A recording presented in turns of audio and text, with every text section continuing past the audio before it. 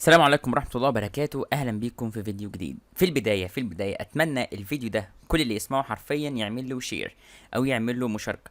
شيروا على قد ما تقدر الفيديو ده، لأن فعلا الموضوع اللي أنا هتكلم فيه في الحلقة دي أو في الفيديو ده خطير ومهم جدا جدا.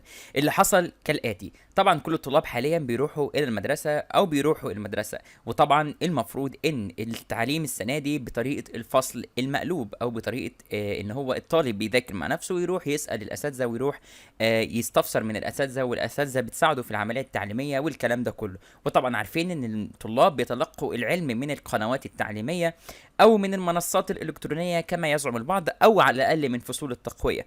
وطبعا المفروض ان احنا عارفين برضو ان التعليم في البلد المصريه او في جمهوريه مصر العربيه تعليم مجاني. اللي حصل كالآتي: الطلاب حاليا راحوا المدارس. الطلاب أول ما دخلوا الفصول، الأساتذة أول حاجة اتكلمت فيها هي فصول التقوية. الدرس يا ابني انت وهو ب50 جنيه. وزير التربية والتعليم قال محدش يشرح حاجة. وزير التربية والتعليم قال لنا ما تشرحوش حاجة. أي طالب مش من حقه يسأل، أي طالب مش من حقه يقول حاجة، لأن أنا وزير التربية والتعليم قال لي ما تشرحش حاجة. ده الكلام اللي على لسان الأساتذة بالظبط، ده اللي انا شفته وسمعته بعيني. وفي بعض مش في مدرسه واحده او يعني حاله واحده، لا، في كل المدارس تقريبا كل الاساتذه هي الكلمه دي اللي على لسانهم: عايز تذاكر وعايز نشرح لك، تعالى خد الدرس عندي، او اللي هي بيتسمى فصول التقويه، وهتدفع 50 جنيه في الحصه. ده اللي اتقال، او اكتر من كده حسب الاستاذ وهو عايز. لكن شرح احنا مش هنشرح في الفصل، ودي تصريحات وتوجيهات وزير التربيه والتعليم. هل دي مجانيه التعليم؟ هل ده هو التعليم اللي المفروض دكتور طارق شوقي بيتبنى تنميته وتطويره وتقدمه زي ما وعدنا؟ هل ده فعلا تقدير المعلم؟ هل بالطريقه دي احنا هنقدر المعلم او الطلاب هتقدر المعلمين وهتعاملهم باحترام؟ لما المعلم يبقى داخل المفروض دوره الاساسي انه يقيم الطلاب ويعلم الطلاب وينقل لهم علم نافع، يقول لهم وزير التربيه والتعليم قال لنا ما نشرحش، وقال لنا ملناش دعوه بالعمليه التعليميه، وكل اللي احنا نعمله ان احنا ندي دروس تقويه.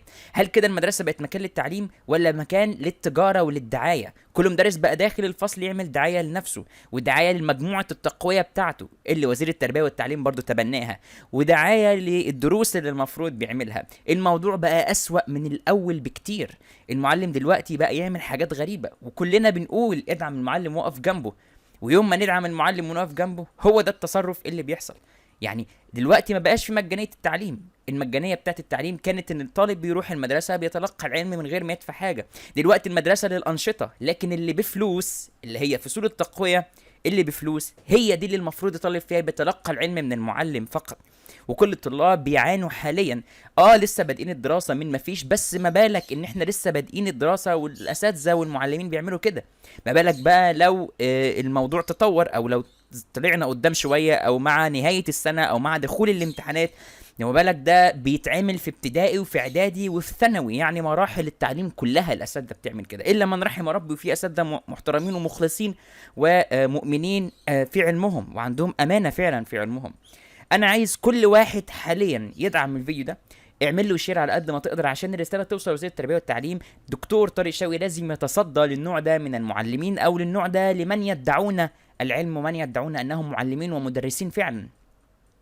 الموضوع يتحول لتجاره حرفيا، تجاره بما تعلموه، او تجاره في الطلاب وفي العلم ذاته. ودي اظن ان دي مش الحاجه اللي دكتور طارق شوقي بيسعى ليها، ولا الحاجه اللي دكتور طارق شوقي عايز يطبقها.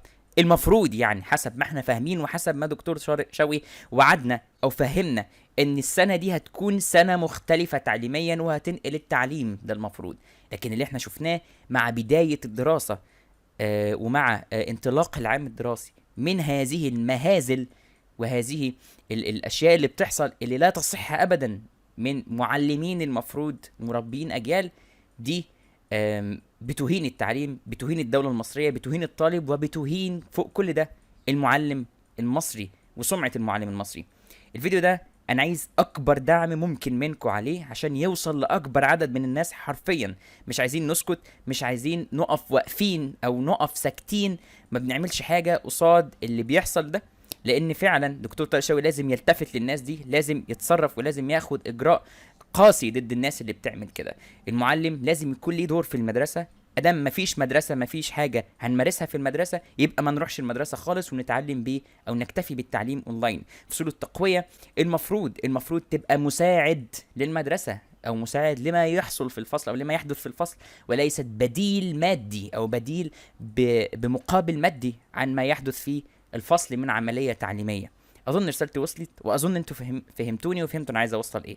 اتمنى كل واحد يعلق برايه او يعلق لو الحاجه دي حصلت معاه في المدرسه فعلا. اتمنى اشوف اكبر دعم ممكن زي ما قلت في الفيديو ده.